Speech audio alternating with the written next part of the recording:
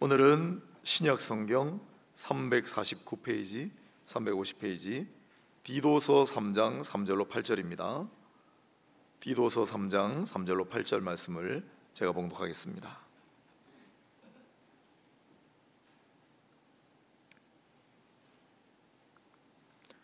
우리도 전에는 어리석은 자요, 순종하지 아니한 자요, 속은 자요, 여러 가지 정욕과 행락에 종노릇한 자요, 악독과 투기를 일삼은 자요, 가증스러운 자요, 피차 미워한 자였으나 우리 구주 하나님의 자비와 사람 사랑하심이 나타날 때 우리를 구원하시되 우리가 행한 바 의로운 행위로 말미암지 아니하고 오직 그의 긍휼하심을 따라 중생의 씻음과 성령의 새롭게 하심으로 하셨나니 우리 구주 예수 그리스도로 말미암아 우리에게 그 성령을 풍성히 부어주사 우리로 그의 은혜를 힘입어 의롭다 하심을 얻어 영생의 소망을 따라 상속자가 되게 하려 하심이라. 이 말이 미쁘도다. 원하건대 너는 이 여러 것에 대하여 굳세게 말하라. 이는 하나님을 믿는 자들로 하여금 조심하여 선한 일을 힘쓰게 하려 함이라. 이것은 아름다우며 사람들에게 유익하니라. 아멘. 네, 여러분, 오늘은 우리 교회 표 전하리 도우리 이루리로 삼았습니다. 이제 오늘 그 첫 번째 전하리 관련된 전력을 다해 복음을 전합시다 말씀을 증거하려고 합니다. 오늘 우리가 읽은 성경은 디도서입니다. 디도라는 사람과 관련이 있겠죠. 디도는 이 당시 헬라 말로는 티토스라는 이름이고, 그 다음에 훗날 읽는 이름은 티투스.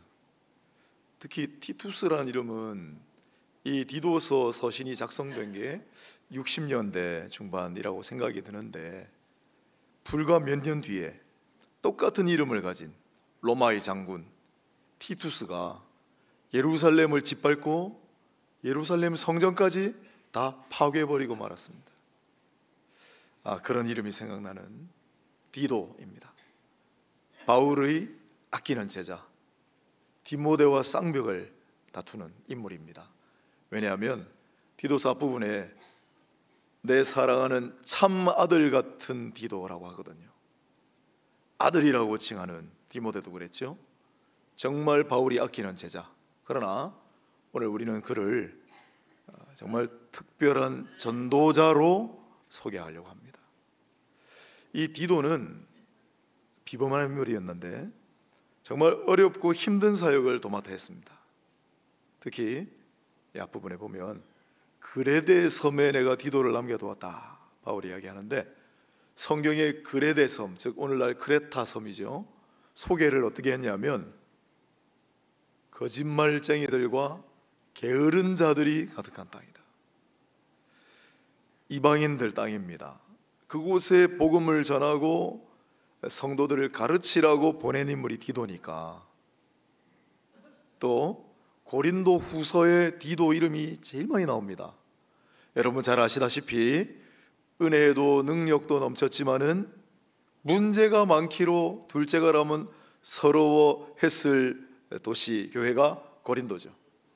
근데 고린도 어려운 일이 있을 때마다 바울은 디도를 보냈습니다.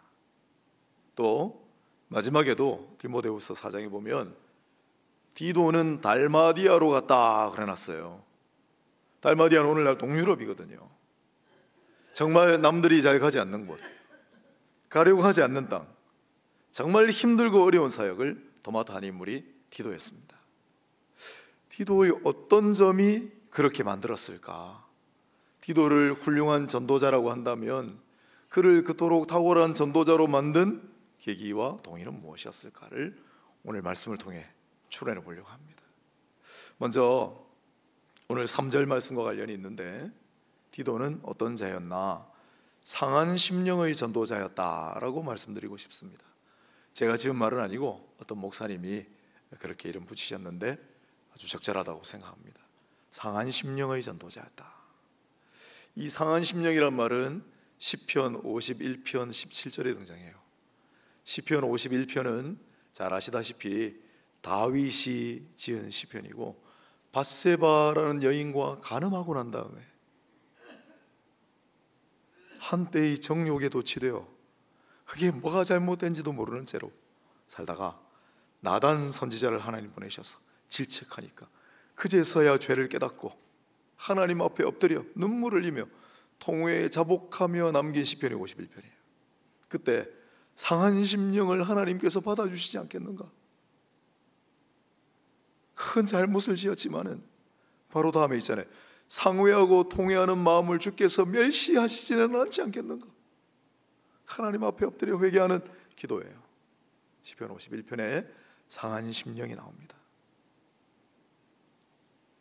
이사야 42장에 보면 주께서는 상한 갈대를 꺾지 아니하시고 꺼져가는 심지를 결코 끄지 아니하신다라고 그럽니다.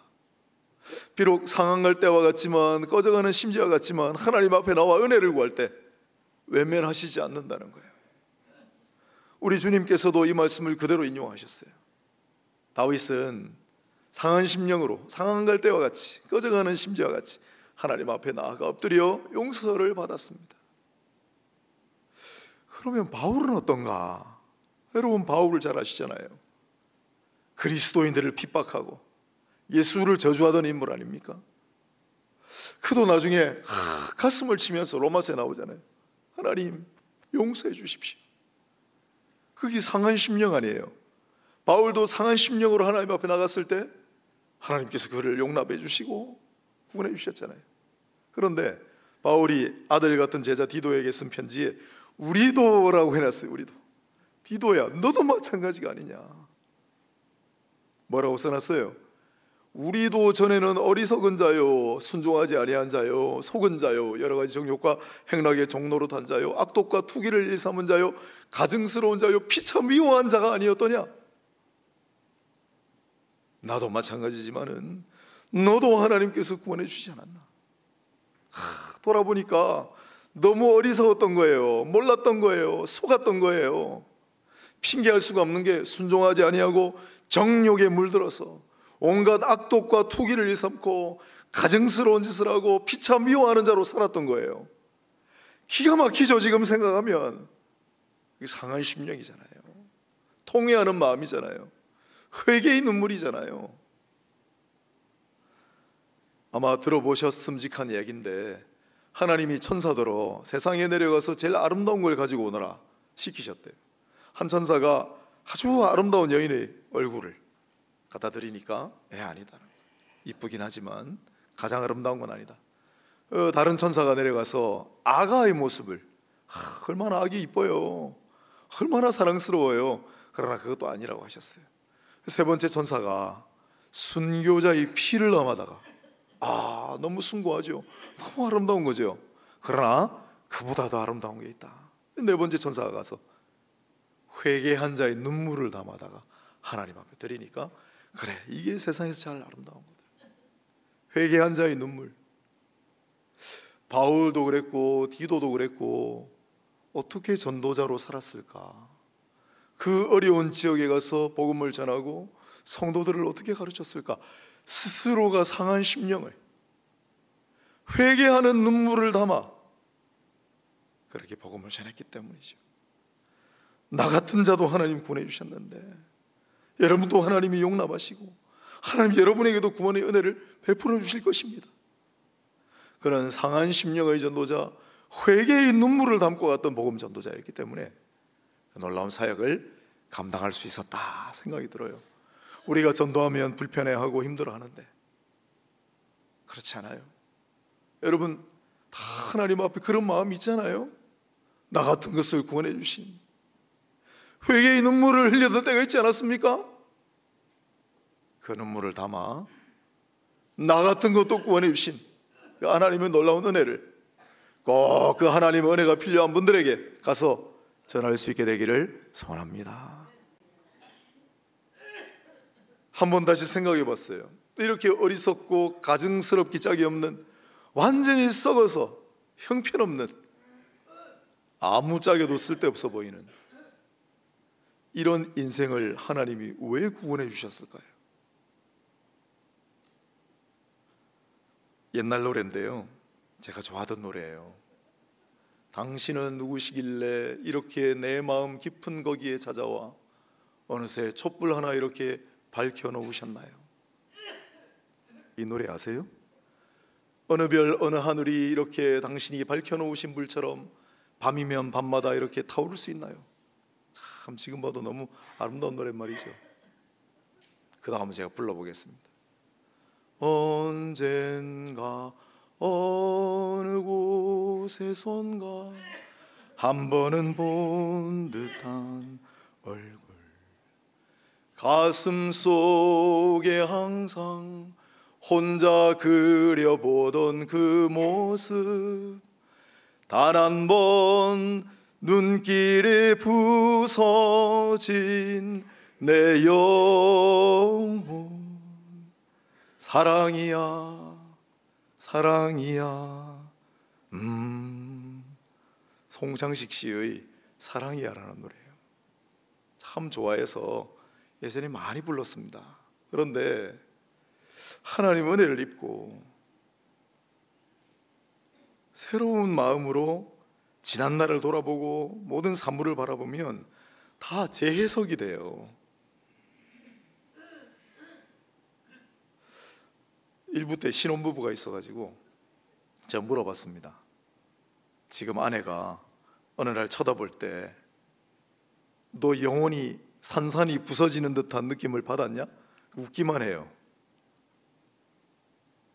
여러분, 언젠가 한 번은 본 듯한 얼굴, 가슴 속에 항상 혼자 그려보던 그 모습, 단 한 번 눈길에 완전히 부서져 버린 내 영혼, 누구의 눈길이겠어요?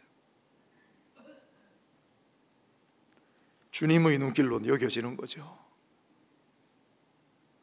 사랑이야 사랑이야. 왜 어리석고 가증하기 짝이 없는 이 불편한 인생들을 하나님 구원하셨냐고요? 우린 다보다 알고 있습니다. 사랑하시기 때문이죠.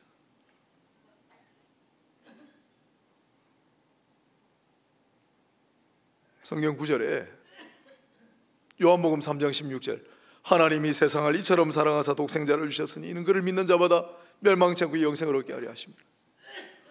로마서 5장 8절 9절, 우리가 아직 죄인되었을 때 그리스도께서 우리를 죽으심으로 하나님께서 우리에 대한 자기의 사랑을 확증하셨느니라. 요한일서 3장 1절, 아버지께서 어떠한 사랑을 우리에게 베푸사 하나님의 자녀라 일컬음을 받게 하셨는가? 우리가 그러하도다. 우리도 별반 다를 바가 없는 인생이었습니다. 그런데 왜 우리를 구원의 자녀 삼아주셨습니까? 사랑하시기 때문에요. 바울은 아들 같은 제자 디도가 이걸 잊지 않기를 바랬어요. 그래서 오늘 본문의 4절에 이렇게 써놓은 거예요. 우리 구주 하나님의 자비와 사람 사랑하심이 나타날 때 우리를 구원하시되. 우리를 구원하신 이유는 하나님의 자비와 하나님의 사람 때문이다. 하나님께서 사람 사랑하심을 나타내실 때 우리가 구원받았다는 거예요. 디도야, 이걸 잊지 말라는 거예요. 바울도 디도도 우리도 누군가를 우리가 전도할 수 있었다면 그 비결은 바로 그 사람 사랑함이 나타났기 때문일 겁니다. 언젠가 한번 말씀드렸는데 미국 감리교 목사님 스콧 존스 목사님, 이분이 이런 말을 했어요. 누군가를 전도하면서 그 사람을 사랑하는 마음이 없으면 진짜 전도하는 거 아니다. 또 누군가를 사랑한다고 하면서 그에게 전도하지 않으면 그 사람 진짜 사랑하는 거 아니다. 지난 시간에 우리 함께 했습니다. 가장 위대한 선물, 내 인생에 가장 가치 있는 선물 뭡니까? 복음이죠. 예수죠. 내가 정말 사랑하는 사람은 정말 좋은 걸 함께 하고 싶고 같이 좋은 거 먹고 싶고 하지 않아요? 그런데 진짜 사랑하는 사람에게 이 귀한 복음의 선물을 전하지 않으면 그 사람 진짜 사랑하지 않는 거라는 거예요. 우리는 형식적으로나 또 의무적으로나 전도를 많이 합니다. 그러나 그 사람을 전도하면서 그 사람을 사랑하는 마음이 없으면 진짜 전도하는 거 아니라는 거예요. 그러니까 전도가 그렇게 안 되는 거예요. 전도가 어려운 것이 아니라 사람을 사랑하는 것이 어려운 겁니다, 여러분. 어떻게 하면 사랑을 사랑할 수 있습니까? 나태주 시인인데 어린아이 같은 시인이죠. 이분이 쓴 풀꽃이라는 시 아마 다 아실 거예요. 오래 보아야 예쁘다, 자세히 보아야 사랑스럽다, 너도 그렇다. 풀꽃을 바라보면서 아무것도 아닌 보잘것없는 풀꽃이지만은 오래 보면은 예뻐요. 자세히 보면 사랑스러워요. 너도 그렇다. 여러분, 풀꽃이 그럴 진데 사람은 어떻겠어요? 아무리 보기 싫은 사람도, 아무리 미워하는 사람도 그저 보면 예뻐요. 자세히 보면 사랑스러워.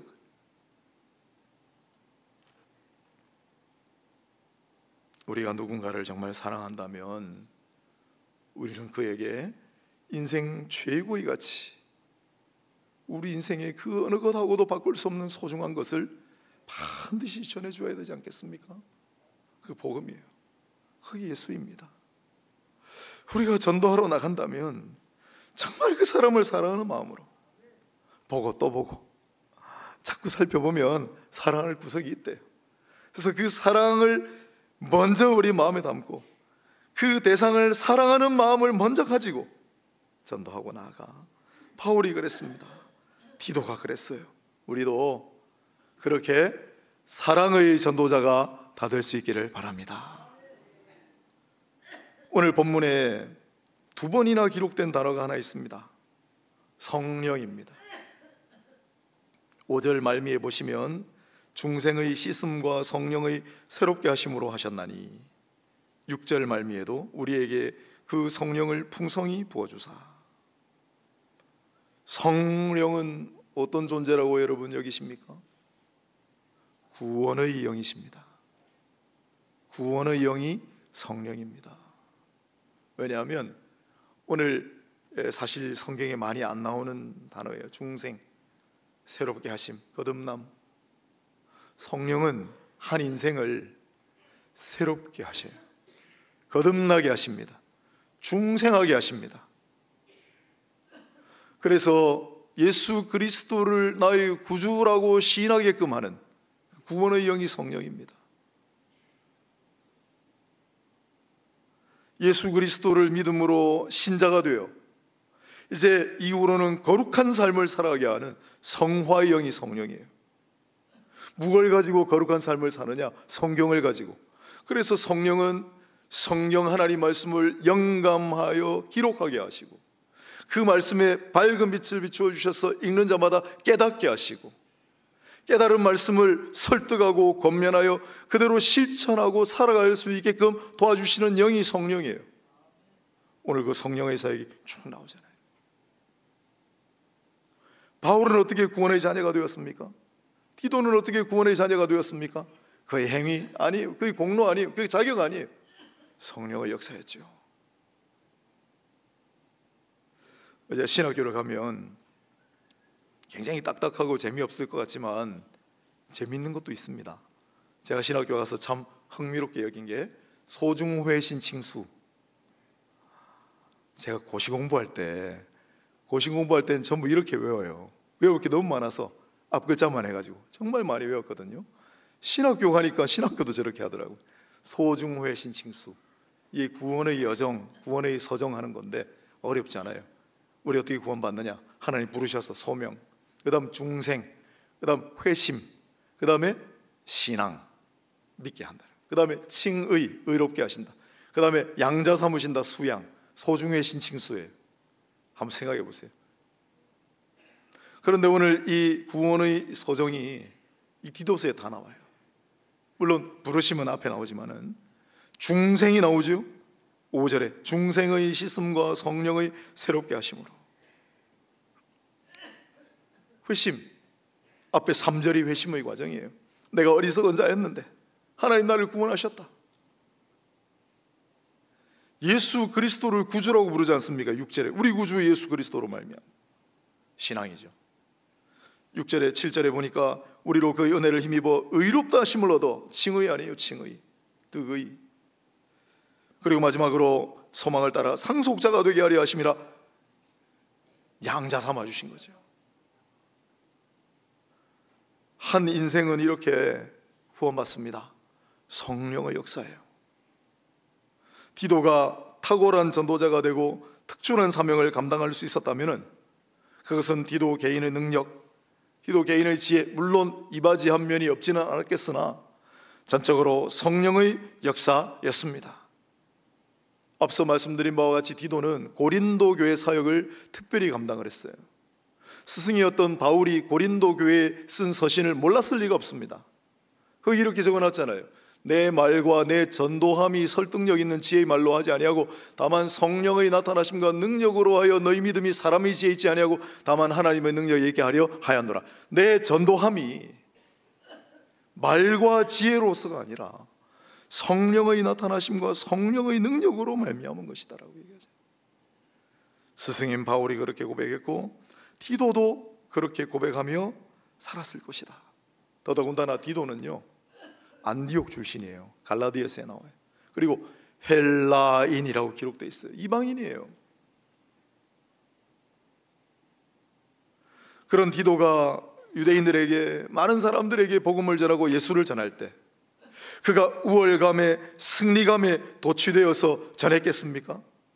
그가 화려한 언변으로 자기가 가진 이 기능으로 복음을 전했을까요? 그러면 그런 탁월한 사역이 일어나지도 않았을 거예요. 그것은 전적으로 성령의 역사였다는 것입니다.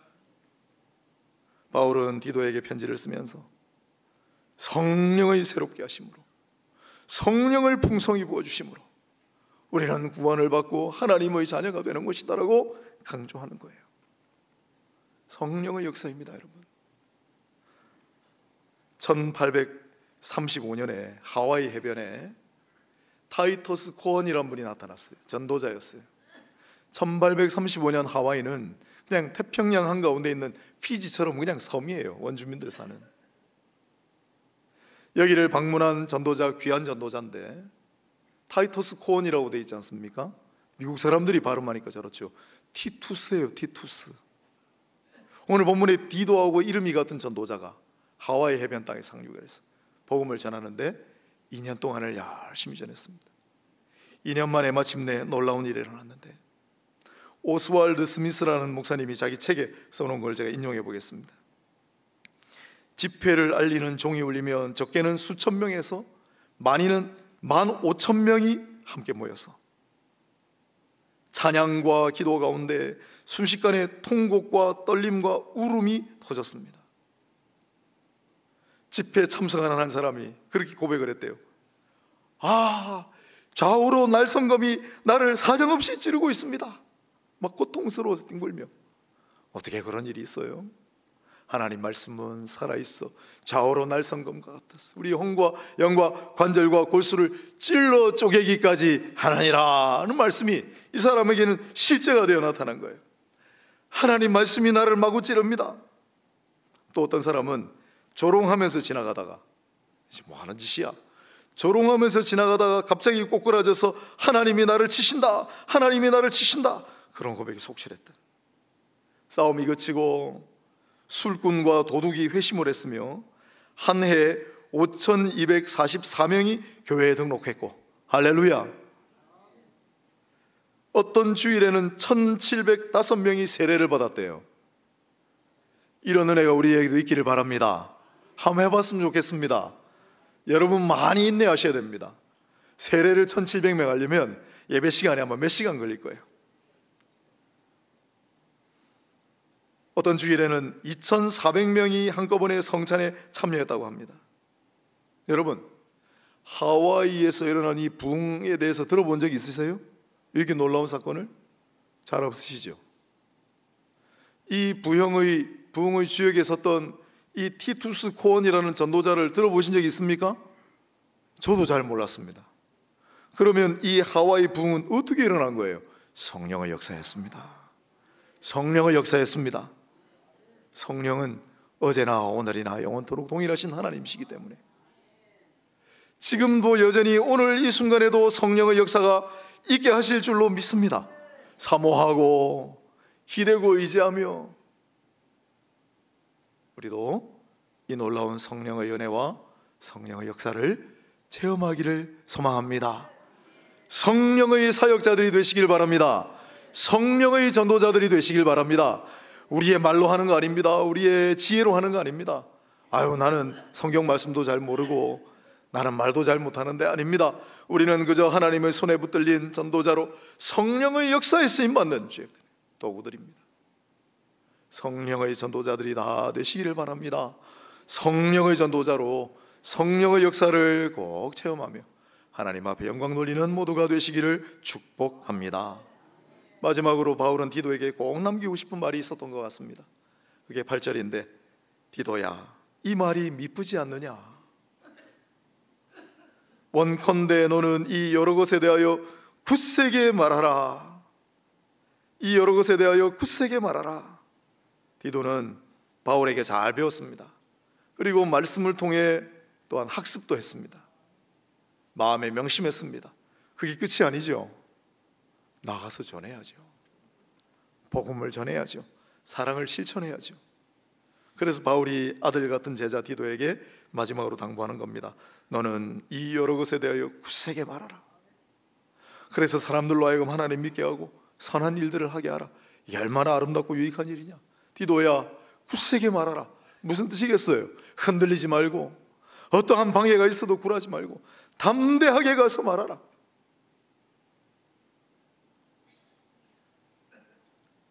우리가 지난 특세 때 페르시아 이야기를 좀 했기 때문에 페르시아 전쟁 이야기를 좀 해드릴까 합니다. 페르시아 전쟁은 성경의 아하수에로라는 왕, 에스더의 남편이죠.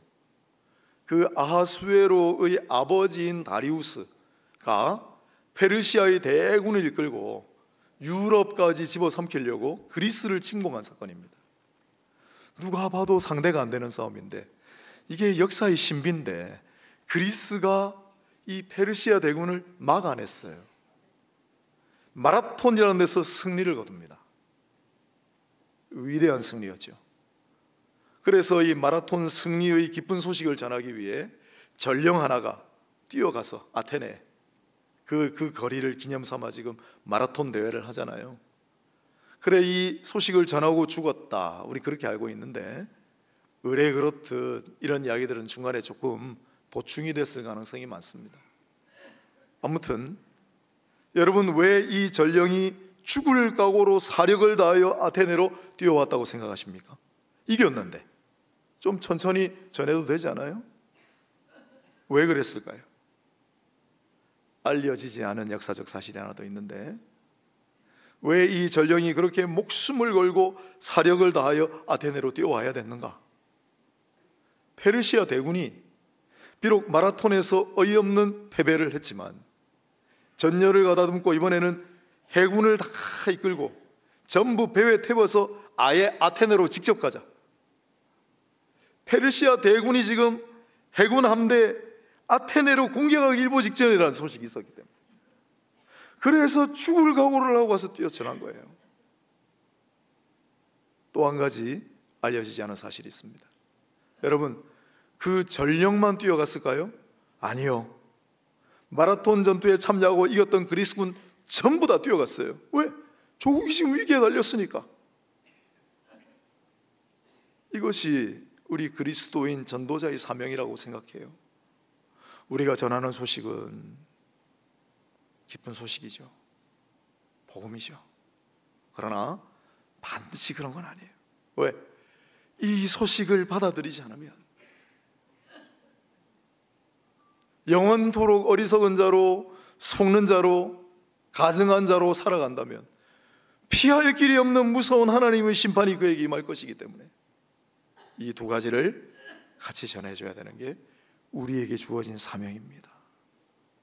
바울도 디도도 그런 전도자의 사명을 잘 감당한 자들이죠. 어떤 분이 그런 얘기를 하셨어요. 그리스도인에게는 묵비권이 없습니다. 여러분, 묵비권 아시잖아요. 형사소송법상의 아주 기본적인 인권. 그러나 그리스도인에게는 묵비권이 없다. 우리는 말하지 않을 권리가 없습니다. 우리가 받은 은혜, 우리가 받은 복음, 우리가 영접한 예수를 우리는 반드시 누군가에게 말하고 전해야 하는 의무가 있다.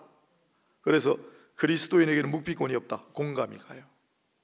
또 어떤 분이 그리스도인의 무관심은 무서운 무관심이다 그랬어요. 왜요? 마땅히 내가 누군가에게 전해야 할 의무가 있는 그에게 내가 전도하지 않았다면 하나님이 언젠가는 책임을 물으실 거예요. 너 사촌에게 왜 평생 가도 말 한마디 안 했냐? 너 왜 사촌에게 교회 가자는 말 한마디도 안 했어? 물어보시면 뭐라고 하실 거예요? 또한 무서운 무관심이라고 하는 것은 우리가 결국 그에게 한마디 말하지 않아서 그가 결국은 구원받지 못하고 심판의 멸망의 낭떠러지로 떨어진다면 그거보다 무서운 일이 어디 있어요? 그래서 그리스도인은 묵비권이 없다. 그리스도인의 무관심은 무서운 무관심이다라고 얘기해요.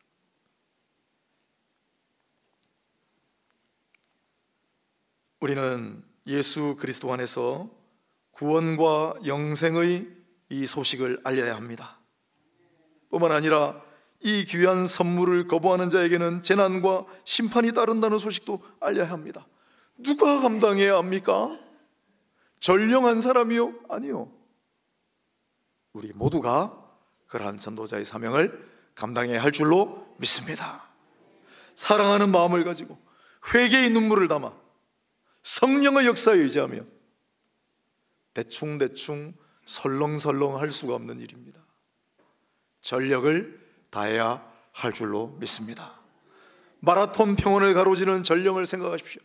그는 이 소식을 전하기 위해 사력을 다했습니다. 우리도 사력을 다하여 복음을 전하는 전도자로 살아가야 하지 않겠습니까? 기도하겠습니다. 하나님, 오늘 우리에게 주신 은혜 너무 감사해서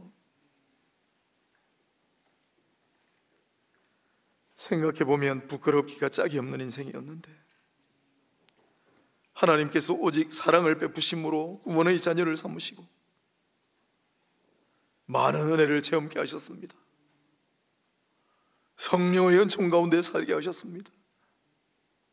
이 놀라운 일들을 우리도 전할 수 있게 되기를 소망합니다. 말씀을 우리의 마음에 명심하고 바울이 디도에게 했던 말을 우리의 가슴에 새기고 굳세게 말하라. 하나님의 거룩하고 신실한 전령이 되어 누군가에게 복음을 전하는 사명을 다하게 하옵소서. 예수님의 이름으로 기도합니다.